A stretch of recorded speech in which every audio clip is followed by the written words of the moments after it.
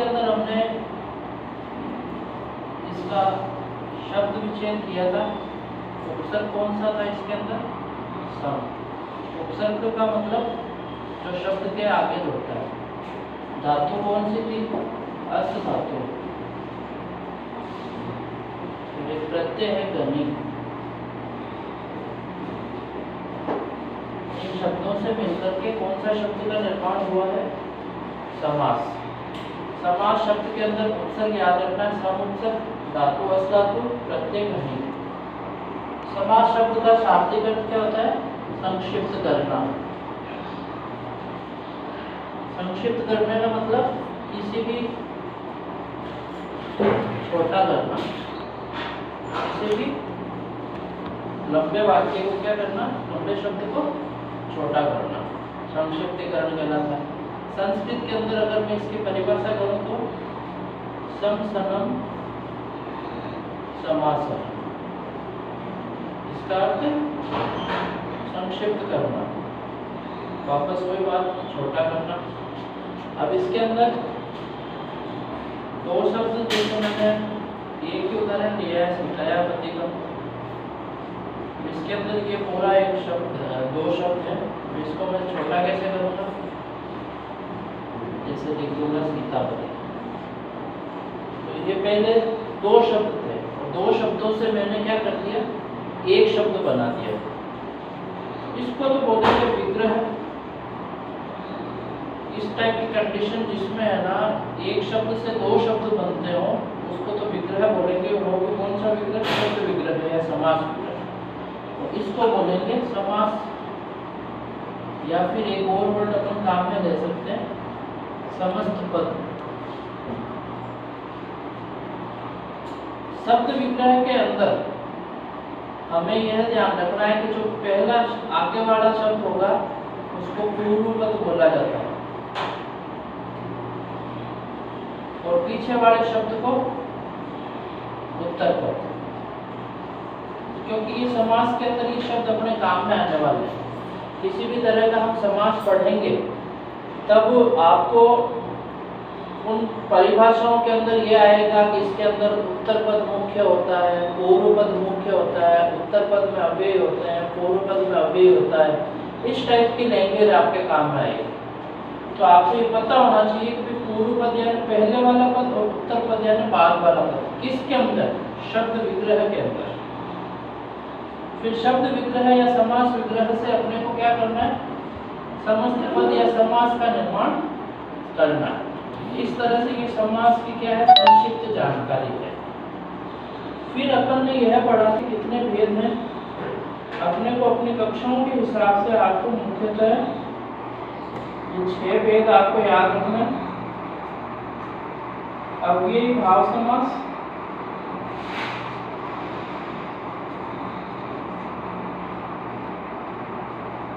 द्वंद्व समास, द्वंद्व को आप है ना ऐसे भी लिख सकते हैं,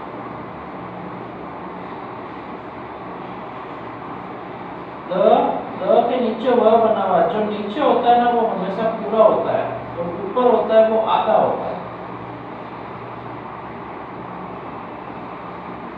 कर्मधारय समास, ज्यादातर विद्यार्थियों की समस्या आती है इनके नाम लिखने भी नहीं आते उनको ढंग से। तो इनकी प्रैक्टिस आपके सही होनी चाहिए कि भाई किस समास को किस तरीके से लिखा जाता है। तत्पुरुष समास,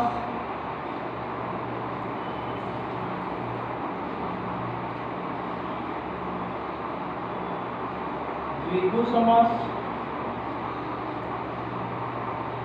द्विगु को कैसे लिखेंगे?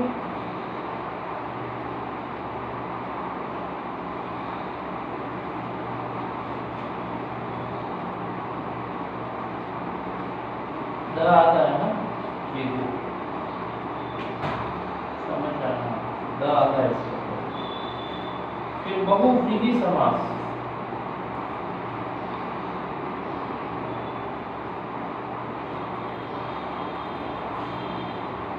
ये 6 समास की अपन जानकारी लेंगे। इसमें से मैंने आपको अभी भाव समास करवा दिया, वापस मैं इसका रिवीजन ही करवा रहा हूँ। अभी भाव समास के अंदर क्या होता है?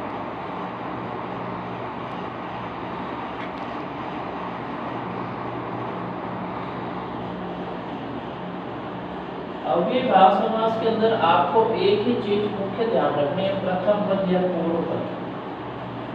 इस समास के अंदर प्रथम पद या फिर पूर्व पद क्या होता है? अव्ययी होता है या उपसर्ग। एक का मतलब जिसको किसी ऐसे शब्द या शब्दांश जिस पर लिंग, वचन, कारक, काल किसी भी तरह का प्रभाव नहीं पड़ता है।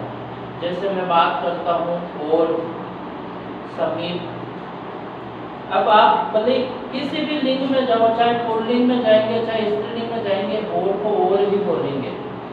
जैसे मैं पढ़ाई की बात करता हूँ तो पुरुष के लिए तो वो पढ़ता काम आता है, स्त्रियों के लिए पढ़ती काम आता है, एक वचन के लिए पढ़ता काम आता है, बहुवचन के लिए पढ़ेंगे, पढ़े, पढ़ रहे हैं।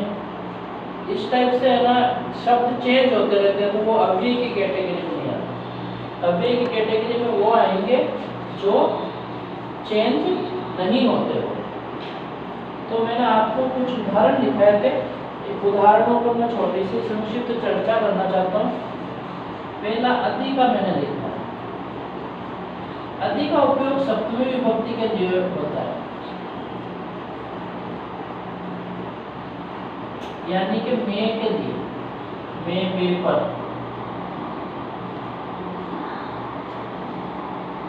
आपको क्या करना है, शब्द आपके सामने अति आएगा। जैसे कोई भी शब्द लिखा हुआ आता है, अति हरि, एक ही उदाहरण में ज्यादातर काम में होता हूँ। ये तो आपका है ना समास किया हुआ शब्द है, इसको मुझे समास विग्रह करना है, तो मुझे अति की जगह सिर्फ एक ही वर्ड चेंज करना है, हरि को हरि लिख देंगे, हरो। फिर अति की जगह मुझे एक शब्द काम में लेना है और उस शब्द को बोलेंगे इति। यानी कि आपके सामने अगर हरो इति आता है तो आपको इति के लिए इसके आगे क्या लगा देना है, अति लगा देना है। और अति हरि आता है, अति को हटा करके हरि के पीछे क्या लगा देना, इति। इसको हिंदी में क्या बोलते हैं, हरि में। मैं जो है, मैं, जब हम कारक पढ़ते हैं तो कारक के अंदर मैं है ना सप्तमी विभक्ति के लिए काम में आता है, तो अति का प्रयोग सप्तमी विभक्ति के लिए ज्यादातर प्रयोग में आएगा। इसी तरह से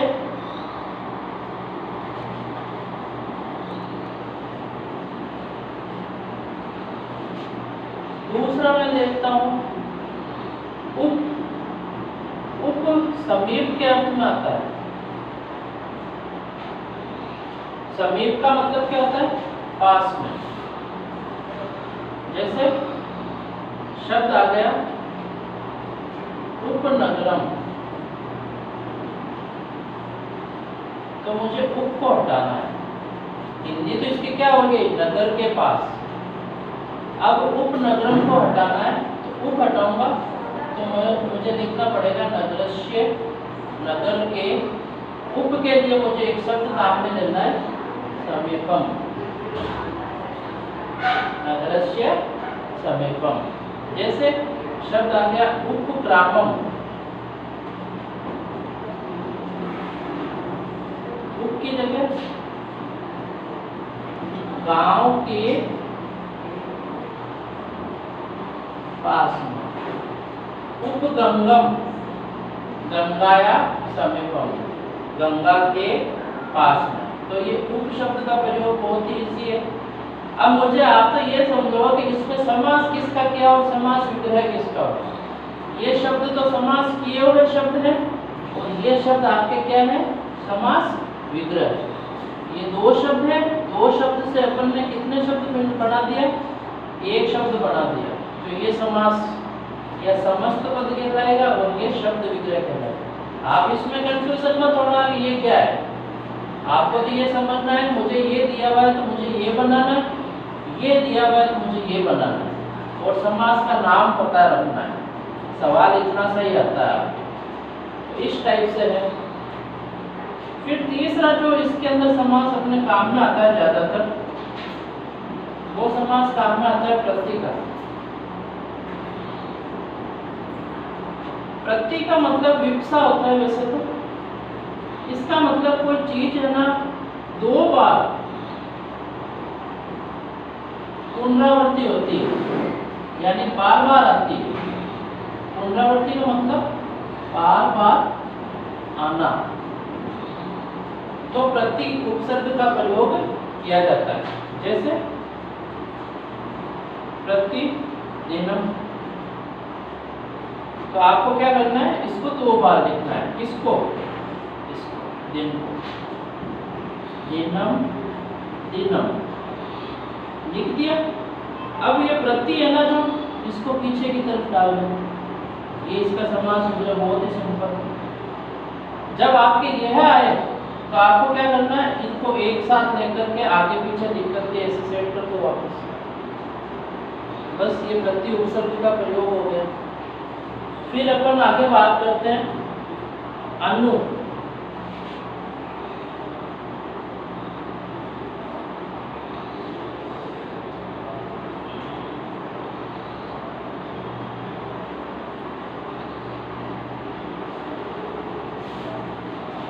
अनु का मतलब यहाँ पर वैसे तो पीछे होता है, लेकिन यहाँ पर है ना योग्यता के हिसाब से आएगा। योग्यता के लिए उदाहरण देखिए, अनुरूपम, यानी अनु का मतलब शब्द याद रखना, योग्यता, रूप की योग्यता, रूप की योग्यता। इसको मुझे संस्कृत में लिखना, रूपस्य अनु यानी योग्यता, योग्य, रूप के योग्य, अनुसार, इस टाइप से। तो ये अनु शब्द का आएगा, अनु आएगा तो आपको योग्य शब्द काम में लेना और इसको यहाँ पर इसकी हिंदी के अनुसार कारक लगा करके प्रयोग करना है। इसी टाइप से ये आपके अव्ययीभाव समास है। इस समास में आपको क्या ध्यान रखना है, अति आता है तो मुझे इति लगाना है, पहला पॉइंट। दूसरा पॉइंट, उप आता है तो मुझे समीप लगाना है। प्रति आता है तो 2 बार उसको रिपीट करके प्रति लिखना है। अनु आता है तो मुझे योग्य शब्द काम में लेना है। और भी है, जैसे नीर है तो अभाव है, चलो नीर वाला भी बता देता हूँ। नीर, किसी शब्द में, किसी समास युक्त शब्द में नीर शब्द आ जाता है तो आपको अभाव काम में लेना है। नीर का मतलब यहाँ पर कमी के लिए है, अभाव का मतलब क्या होता है, कमी। जैसे उदाहरण दिया हुआ है,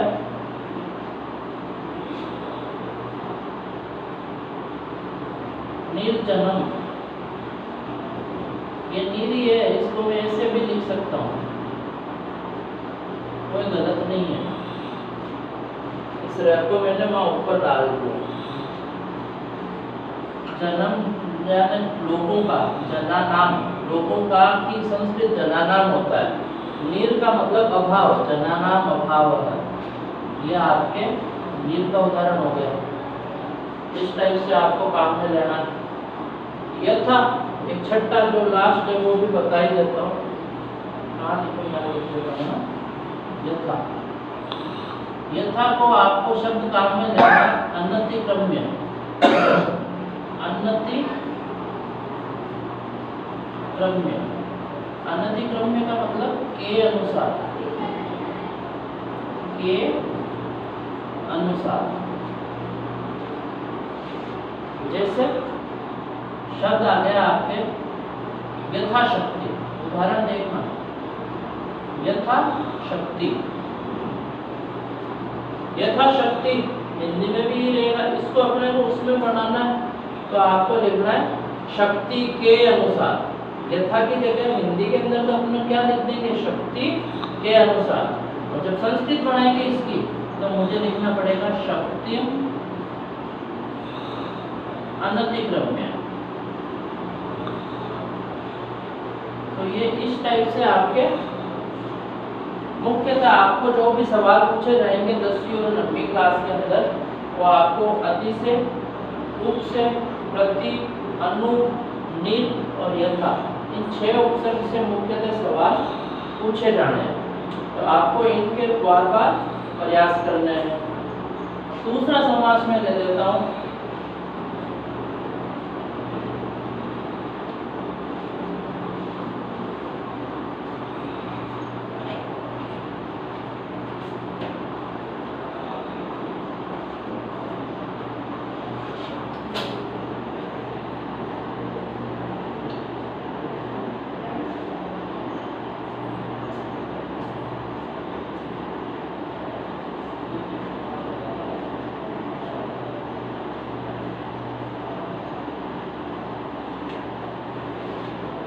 समास, द्विगु समास, बहुत ही सिंपल सा समास है आपके। द्विगु का मतलब द्वि, गु का मतलब गावह, गावह का मतलब गाय, गावह का मतलब क्या होता है? गाय। और द्वि का मतलब होता है दो। तो अगर मैं द्विगु समास की हिंदी, द्विगु शब्द की हिंदी करता हूँ तो उसका अर्थ होता है दो गायें, दो गायें।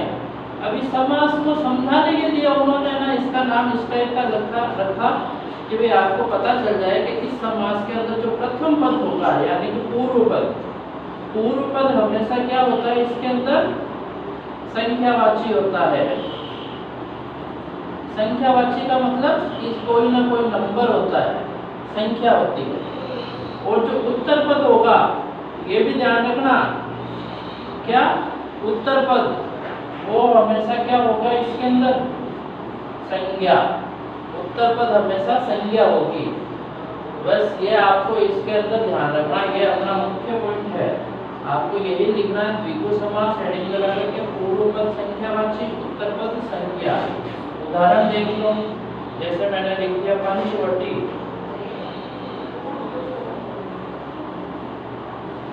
पांच वाटिकाएं। पंचवटी को हिंदी में क्या बोलूंगा मैं? पांच वाटिकाएं। तो अपन सीधा सीधा सा ऐसे लिखना पड़ेगा अपने को। अगर मैं इसका समास सूत्र करूंगा तो ऐसे लिखूंगा हिंदी के अंदर, पांच वाटिकाओं का समूह, पांच वाटिकाओं का समूह है। तो मुझे इसको संस्कृत में बनाना है, पांच वाटिकाओं को मुझे लिखना पड़ेगा पंचानाम वाटिकानाम समाहारः इति। इतना लंबा अपने को लिखना पड़ेगा। पांच वाटिकाओं का समूह, पांच वाटिकाओं का समूह, पंचानाम वाटिकानाम समाहारः इति। इसी टाइप से काफी सारे उदाहरण हैं, जैसे मैं बात कर लेता हूँ।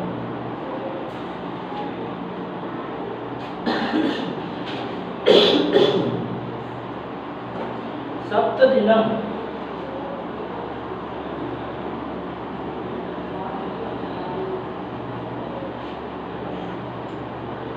सप्तदिनानाम समाहारः इति।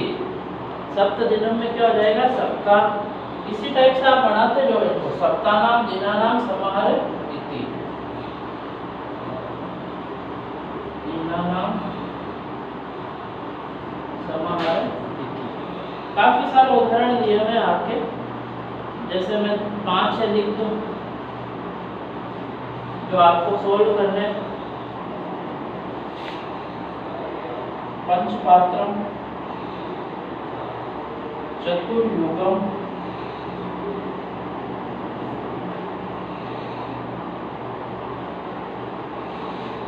सप्ताह,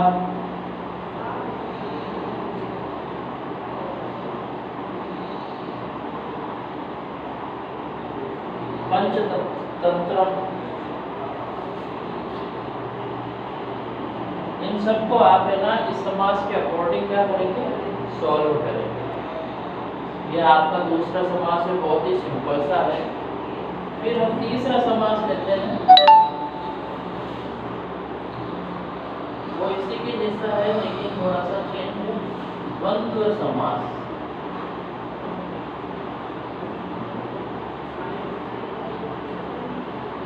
द्वंद्व समास लिखते कैसे हैं? द आता है, वह पूरा है, वापस द आता है, वह पूरा है, द्वंद्व। इसको लिखने की प्रैक्टिस होनी चाहिए। कुछ नहीं करना, द के नीचे वह बनाना है। वह अपन कॉपी में कैसे बनाते हैं वैसे ही वह यहाँ पर बनाना है। और क्या करना है? इसके अंदर क्या होता है?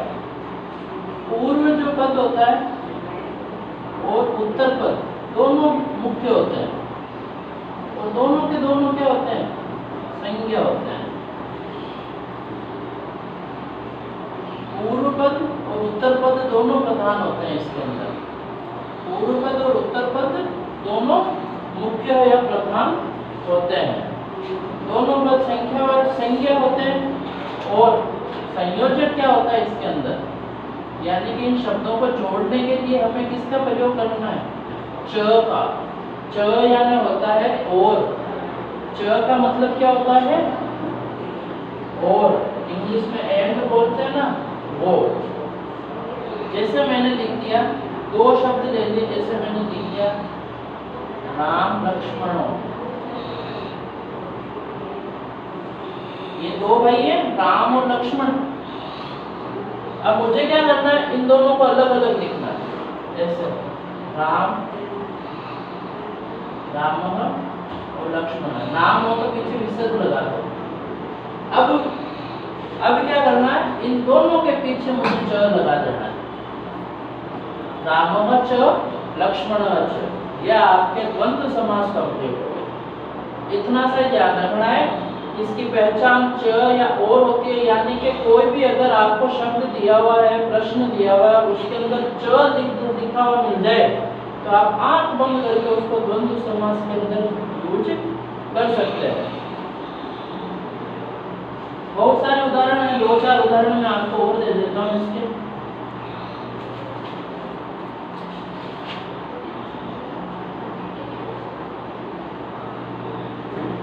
सीतारामों,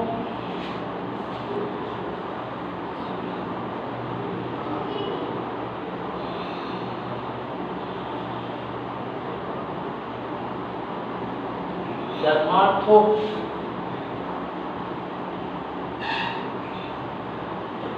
धर्मार्थों में क्या करना है, यहाँ संधि हो रखी है, धर्म और अर्थ लिखा हुआ है।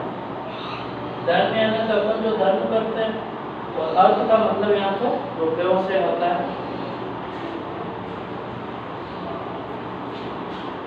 सुख दुखम,